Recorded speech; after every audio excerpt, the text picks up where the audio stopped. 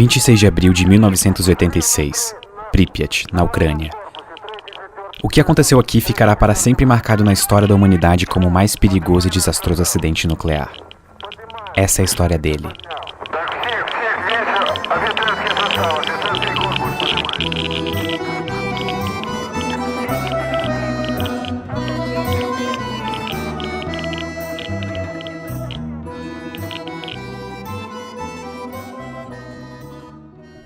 Em 1970, a usina nuclear Vladimir Ilyich Lenin, popularmente conhecida como Chernobyl, começou a ser construída. Naquela época, a União Soviética estava implementando seu programa nuclear, e a usina de Chernobyl era a nona usina a ser construída. As primeiras usinas nucleares foram feitas no final da Segunda Guerra Mundial, mas elas eram usinas de testes e pesquisas científicas. Elas não eram ligadas à rede elétrica, ou seja, elas não geravam energia para casas, apartamentos e indústrias de civis. Uma coisa importante é que logo após a Segunda Guerra Mundial, a palavra nuclear trazia com ela a imagem das bombas atômicas que foram usadas no final da guerra. E por consequência, a Guerra Fria entre os Estados Unidos e a União Soviética tornava o medo de um possível ataque nuclear uma ameaça constante. Mas uma coisa que ambos os lados sabiam é que a energia nuclear poderia ser usada para abastecer energeticamente a população. Na época, a União Soviética possuía uma vasta extensão territorial, só que com isso surgia um problema de demanda energética e de recursos econômicos. Algumas áreas eram mais afetadas que as outras, e como uma maneira de tentar levar esses recursos às áreas que precisavam, o programa nuclear soviético começou. Em 1951, a primeira usina nuclear conectada à rede elétrica do mundo começou a ser construída. Obninsk, a usina, era o orgulho da tecnologia nuclear soviética. Era a promessa de gerar energia de maneira eficiente e um símbolo de o quão avançada a ciência soviética era. Obninsk foi apenas a primeira de muitas usinas construídas ao longo de décadas, e junto dela, a primeira das Atomgrads, uma espécie de cidade nuclear construída junto das usinas cujo propósito era servir a usina nuclear. Essas cidades contavam com bombeiros, vendedores, civis, escolas, o que você imaginar. E se você acha que elas eram cidades restritas, saiba que não. Naquela época, a União Soviética não considerava usinas nucleares como algo perigoso. Inclusive existia um slogan de propaganda que era o átomo pacífico, uma maneira pensada de mudar a imagem que as pessoas tinham da energia nuclear. Pripyat foi a nona das Atomgrads e a primeira cidade nuclear da Ucrânia. Pripyat era a cidade vizinha da usina de Chernobyl, que na verdade era para ter sido construída a 25 km de Kiev, que hoje é a capital da Ucrânia. Mas por pressão popular e de diversos órgãos, a construção foi realocada para outra área, a pouco mais de 100 km de Kiev, nas margens do rio Pripyat. O local foi escolhido por ter grande disponibilidade de água, por ser às margens do rio Pripyat, e também por estar bem localizado. A cidade ficava perto de uma estrada de ferro e de uma rodovia, então o acesso à matéria-prima para manter a usina funcionando seria facilitado. Pripyat foi inaugurada oficialmente no dia 2 de fevereiro de 1970, a apenas 3 quilômetros da usina nuclear de Chernobyl. E mesmo sendo uma cidade nuclear cuja única finalidade era abrigar as pessoas que trabalhavam na usina e suas famílias, Pripyat era uma cidade bastante moderna e muito bem pensada, tanto em termos de infraestrutura quanto de paisagens. E isso faz bastante sentido porque Pripyat precisaria abrigar os 50 mil trabalhadores da usina, junto com as suas famílias, e também suprir as necessidades básicas da população. Só que ainda assim, convencer 50 mil trabalhadores a se moverem para um lugar remoto como Pripyat foi um grande desafio. É por isso que a maior parte dos trabalhadores veio direto da universidade. Por conta disso, a média de idade da população era de 26 anos, o que fazia de Pripyat uma das cidades mais jovens da União Soviética. Estima-se que todos os anos cerca de 1000 bebês nasciam na cidade, e quando eu falei que ela tinha uma estrutura surpreendente, é porque ela realmente tinha. Pripyat tinha jardins de infância, escolas de ensino fundamental e médio para quase 10 mil alunos, um hospital com capacidade para 410 pacientes, 35 parques, um cinema, estádios de esportes, academias e muitas outras coisas. De fato, Pripyat chegou a abrigar 49.360 pessoas quando o acidente aconteceu.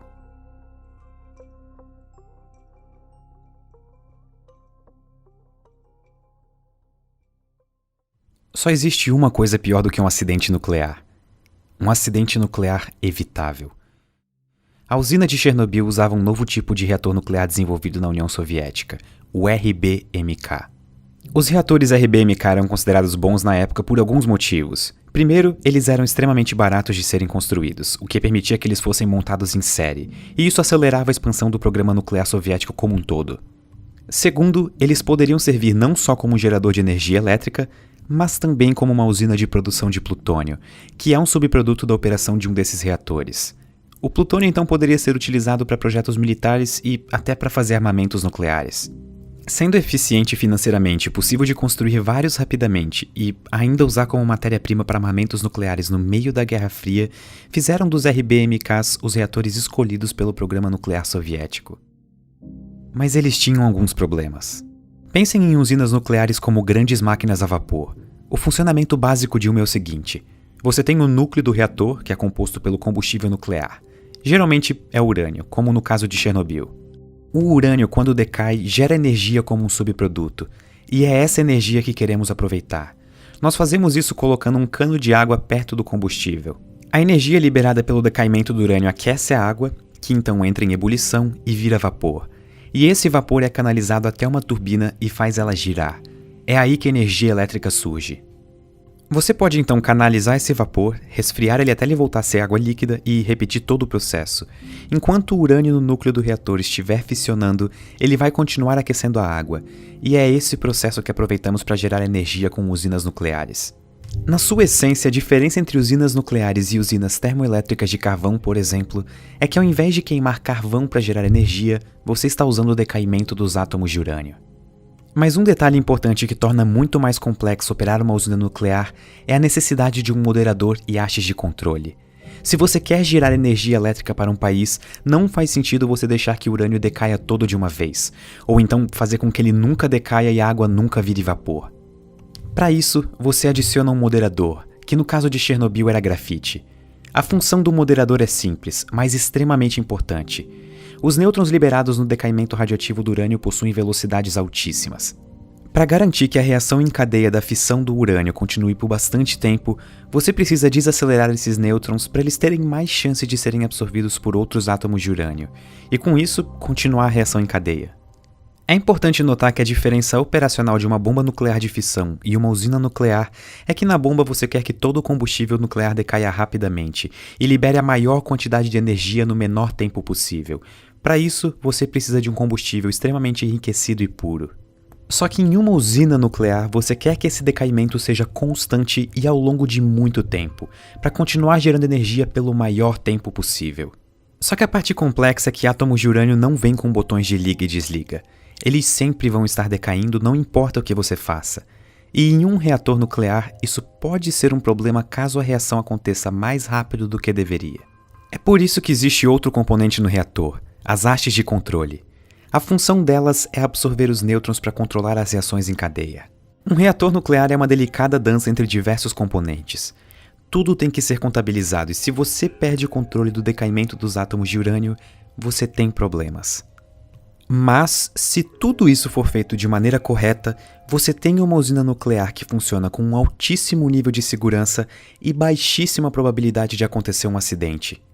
Mas infelizmente esse não era o caso dos reatores RBMK. O próprio design deles favorecia várias situações que reduziam a segurança e integridade dos reatores.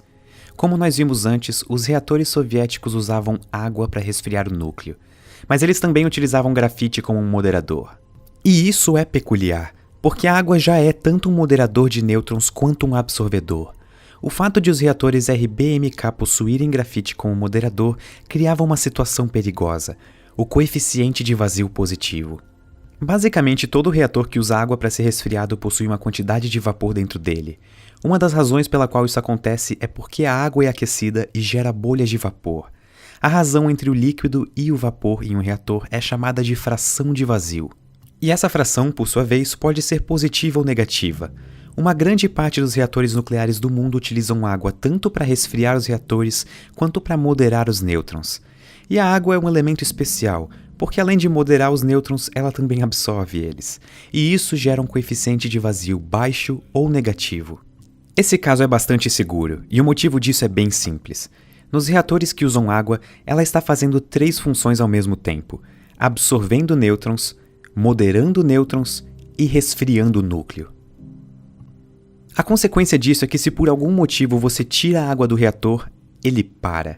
Sim, você perde a única coisa que estava absorvendo os nêutrons e segurando a sua reação. Mas você também perde a única coisa que estava moderando os nêutrons e fazendo a reação acontecer. Isso é seguro.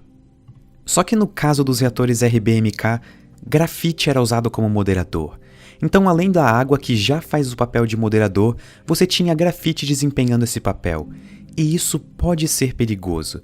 Em um reator como o de Chernobyl, se você por algum motivo fica sem água, você perde o que estava absorvendo os nêutrons. Mas o moderador de grafite ainda está lá, então a reatividade aumenta e você perde o controle da reação. Com essas e outras falhas de segurança, um acidente nuclear em Chernobyl ou em qualquer outro reator RBMK russo era não só uma possibilidade, mas uma questão de tempo.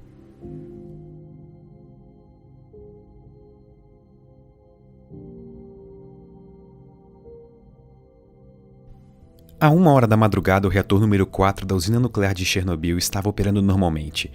Um teste de segurança estava marcado para acontecer, coincidindo com o dia em que o reator número 4 seria desligado para manutenção. A intenção do teste era verificar como o reator operaria em uma situação de emergência. A situação era o seguinte: reatores RBMK precisam de água para serem resfriados. No caso do reator número 4, 28 mil litros por hora. Essa água toda era bombeada por bombas de água, mas elas precisam de eletricidade para funcionar, que curiosamente era alimentada pelo próprio reator. Então, se ele parasse de funcionar ou houvesse alguma situação emergencial em que a energia elétrica fosse perdida, a usina tinha 3 geradores de diesel à disposição. O problema é que esses geradores levavam de 60 a 75 segundos para atingir a velocidade total necessária para fazer as bombas de água funcionarem. Isso significa que em uma emergência os reatores ficariam praticamente 1 minuto sem água, o que seria desastroso. Isso era um risco de segurança inaceitável. A solução encontrada foi usar a turbina que, quando o reator fosse desligado, ainda estaria girando por causa do vapor de água que ainda estaria sendo formado no núcleo. Essa turbina, teoricamente, poderia fornecer 45 segundos de eletricidade para as bombas de água, mas isso nunca havia sido testado. Então, para realizar o teste, os operadores começaram a diminuir aos poucos a potência do reator. Às 13h05, 12 horas depois do início do processo, o reator estava operando com 50% da potência normal. Às 14 horas, a última redução na potência seria feita e o teste começaria, deixando o reator operando a 30% da capacidade normal. Mas inesperadamente, os controladores da rede elétrica em Kiev pediram para o teste ser interrompido porque haveria uma alta demanda energética e, portanto, o reator precisaria estar funcionando. Os operadores de Chernobyl deixaram o reator operando a 50% da potência por mais 9 horas. Às 23h04, os controladores em Kiev permitiram que o teste continuasse. E é aqui que as coisas começaram a dar errado. O teste era para ser feito durante o dia, com uma equipe devidamente preparada. Mas naquele horário, o turno do dia já tinha ido embora e quem continuaria o teste seria o turno da noite, que não estava preparado. Às 0 horas, o novo turno havia assumido o teste. Entre as pessoas na sala de controle estavam Alexander Akimov, chefe do turno noturno, Leonid Toptunov, o operador das hastes de controle, e Anatoly Dyatlov, o chefe engenheiro da usina de Chernobyl. Para o teste acontecer, o reator precisaria estar operando a 700 MW. Essa potência foi atingida às 0h05. Só que dentro do reator, um dos subprodutos do decaimento radioativo, o xenônio-135, que absorve nêutrons, estava começando a se acumular. Isso é um processo conhecido como envenenamento do reator, e a consequência disso é que a potência continua a diminuir apesar de os operadores não terem feito mais nenhuma alteração. Às 0h28, o supervisor do turno noturno, Alexander Akimov, começou uma discussão com o chefe engenheiro da usina, Anatoly Dyatlov. Akimov dizia que o manual mandava que a potência do reator não poderia ser menor do que 700 MW, mas Dyatlov, que tinha um cargo maior, dizia que 200 MW seriam seguros. Como Dyatlov tinha um cargo maior, ele tinha a última palavra. E o teste seguiu. A potência do reator continuou a cair por causa do envenenamento de xenônio, quase chegando na potência para desativar o reator. Quando ela chegou em 5% do mínimo necessário para realizar o teste, os operadores da sala de controle decidiram tirar a maioria das hastes de controle para fazer a potência aumentar. O reator estava cada vez mais instável. Apesar de eles terem conseguido novamente atingir a potência de 200 MW, o envenenamento por xenônio estava cada vez maior. À 1h21 da manhã, um dos trabalhadores que estava próximo ao reator notou que a tampa das hastes de controle estavam pulando sem parar em cima do reator. Detalhe: cada uma dessas tampas pesava 350 kg. Com quase todas das 211 hastes de controle removidas do núcleo do reator, o teste começou à 1 da manhã, 23 minutos e 4 segundos. Nesse ponto, todas as bombas de água que resfriavam o reator estavam funcionando com pouca energia. Isso diminuiu a quantidade de água que conseguia chegar no sistema. E é aqui que entra o coeficiente de vazio positivo. Bolhas de vapor começaram a se formar na água que deveria resfriar o núcleo. O vapor, diferente da água líquida, quase não consegue absorver nêutrons. A reação estava completamente descontrolada. Conforme mais e mais água ia se transformando em vapor, o único elemento que absorvia nêutrons havia sido tirado do sistema, já que quase todas as hastes de controle estavam fora do núcleo naquele momento. A única coisa que restava eram os moderadores de grafite, que faziam a reação ocorrer mais rapidamente. Com o reator esquentando rapidamente e a potência aumentando sem controle, Akimov apertou o botão de emergência AZ5 para desligar o reator a 1 hora 23 minutos e 40 segundos. As hastes de controle que deveriam ser colocadas totalmente para desativar o reator travaram logo no começo. O reator chegou a 120 vezes a potência normal de operação e cada vez mais vapor estava se acumulando na tubulação. A tampa de 1000 toneladas que ficava sobre o reator é arremessada para cima por causa da explosão. O núcleo agora estava exposto. Conforme o oxigênio entrava no núcleo, o grafite que servia de moderador começava a pegar fogo. As condições no reator eram tão extremas que o ar que entrava no reator reagia com a água e o metal dos tubos e gerava hidrogênio. A segunda explosão joga detritos no ar e quebra completamente o teto do reator número 4. Pedaços de grafite do núcleo, extremamente radioativo, podem ser vistos no teto e nos arredores do reator. A liberação de radiação agora já estava fora de controle. Partículas radioativas eram emitidas a todo instante e eram prontamente liberadas na atmosfera. 2 minutos depois da explosão, bombeiros da unidade de Pripyat são chamados.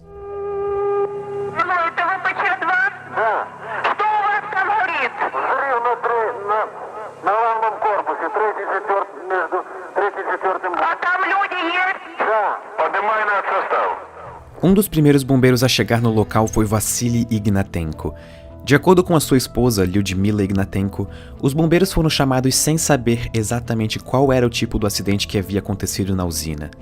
Sem nenhum tipo de proteção especial, muitos dos bombeiros lutavam bravamente contra o fogo, muitas vezes chutando blocos de grafite extremamente radioativos que estavam espalhados pelo chão ao redor da usina. Aproximadamente às 6h35 da manhã do dia 26, os focos de incêndio já estavam controlados, com exceção do reator 4, que continuaria pegando fogo por vários dias. Nesse ponto, pelo menos 186 bombeiros haviam sido chamados.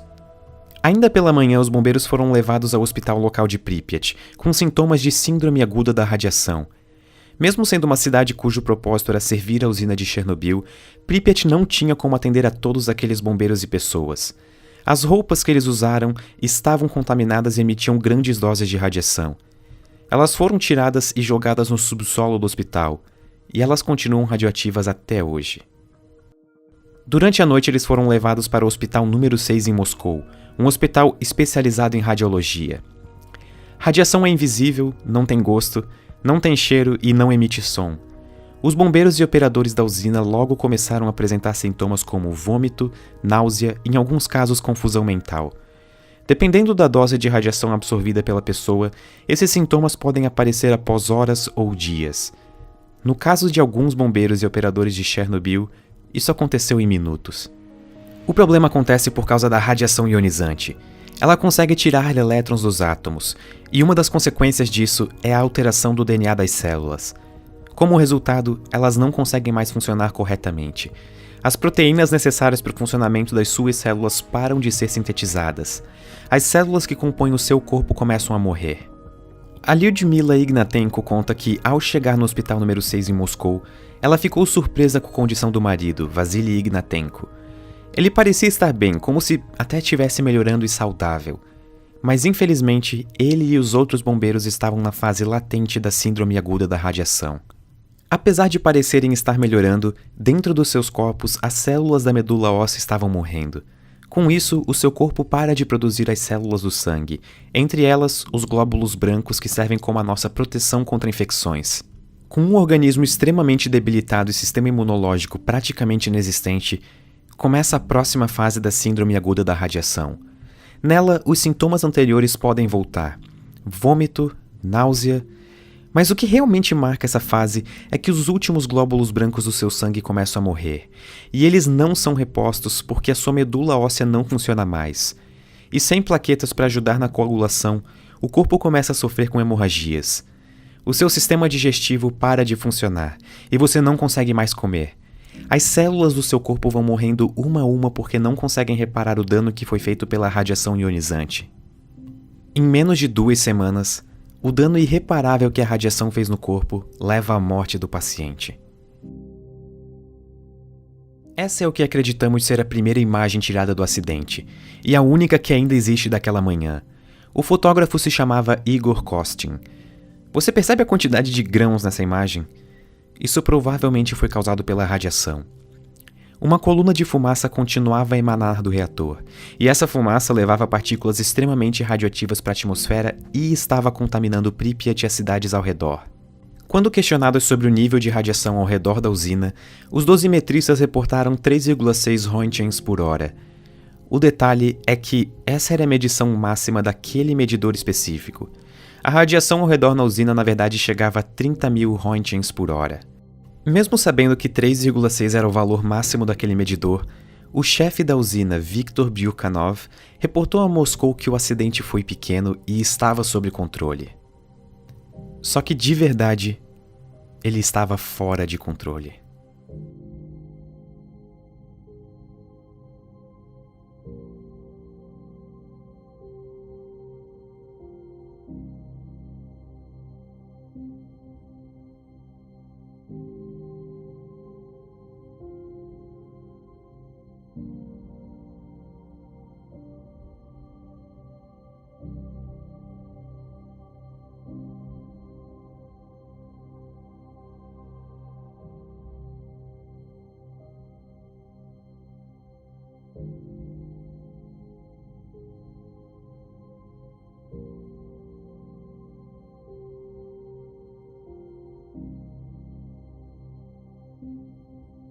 De acordo com as notas pessoais escritas por Nikolai Karpan, um dos homens que trabalhou na contenção do acidente, ainda na manhã do dia 26 as autoridades soviéticas já sabiam da dosagem de radiação na cidade e já poderiam ter evacuado a população.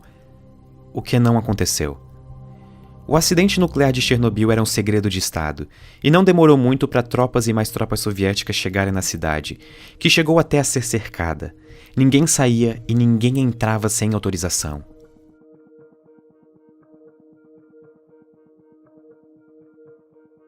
A evacuação só começou na tarde do dia 27 de abril, depois de as autoridades soviéticas não falarem nada para os residentes de Pripyat por praticamente 36 horas.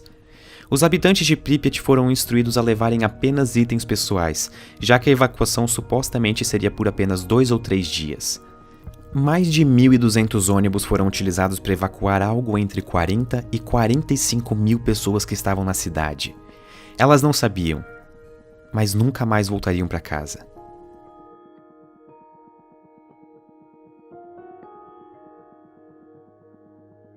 Enquanto isso, o reator exposto continuava a emitir partículas extremamente radioativas na atmosfera. Diferente de um incêndio, um derretimento nuclear não pode ser apagado com água. Átomos de urânio não param de fissionar. A única maneira de impedir a reação em cadeia é colocando alguma coisa para absorver os nêutrons liberados.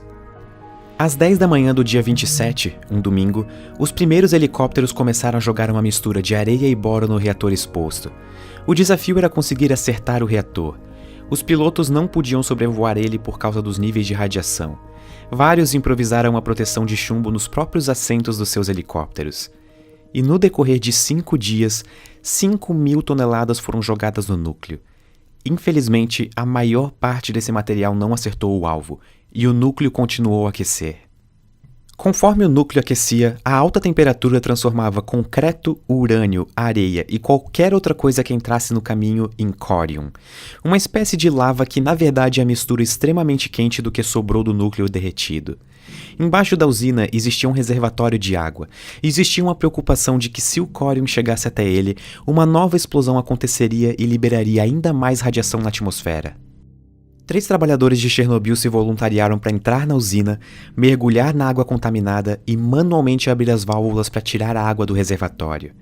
Não era esperado que eles voltassem.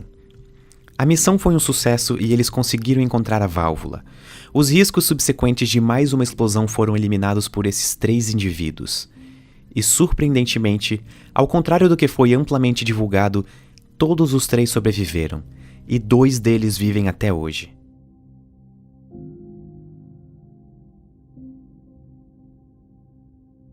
Com o perigo imediato de novas explosões eliminado, ainda restava um problema: o núcleo do reator. O teto do reator número 4 foi destruído com a explosão, e por isso o núcleo ainda estava exposto, continuando a contaminar as redondezas. Para acabar de vez com esse problema, uma solução prévia foi pensada: construir uma estrutura, uma espécie de sarcófago, que selaria o reator do ambiente ao redor.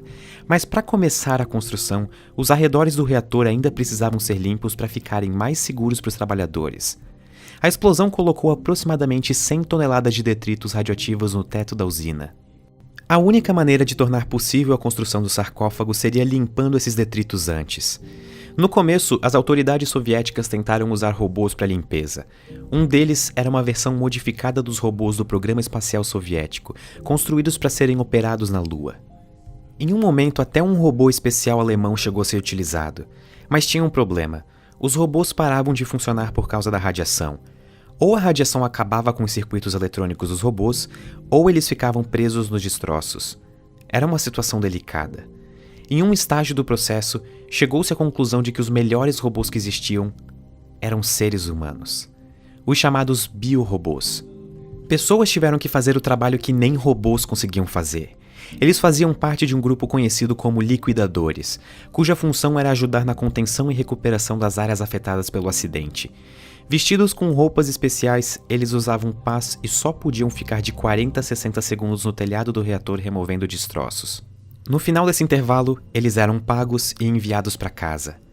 No final do processo de limpeza dos telhados, apenas 10% foi feito por robôs. 90% dos destroços foram retirados por seres humanos. Ao todo foram necessárias quase 5.000 pessoas para o serviço. Os trabalhadores receberam, em média, 5 vezes a dose de radiação que uma pessoa recebe em um ano nesses 40 segundos no telhado. E foram eles que permitiram o início da construção do sarcófago. Enquanto o sarcófago era construído, um dos maiores feitos de engenharia do século, helicópteros dispersavam pelas áreas afetadas uma solução cujo propósito era fixar as partículas radioativas no solo. Esse solo seria cavado e colocado em outros lugares, descontaminando a região. Todas as estruturas da cidade, incluindo prédio, ruas e o próprio chão, tiveram que ser descontaminados. Nada entrava ou saía da cidade sem antes receber uma meticulosa inspeção em busca de contaminação radioativa. O que fosse muito difícil de ser descontaminado, como casas, era tombado e enterrado. Mais de 600.000 pessoas trabalharam ao longo dos meses seguintes ao acidente na descontaminação das áreas afetadas. Todos os veículos, incluindo helicópteros e tratores, ou foram enterrados ou permanecem em um pátio abandonados. Eles nunca poderão sair da cidade, embora vários deles ainda funcionem, por causa das partes extremamente radioativas.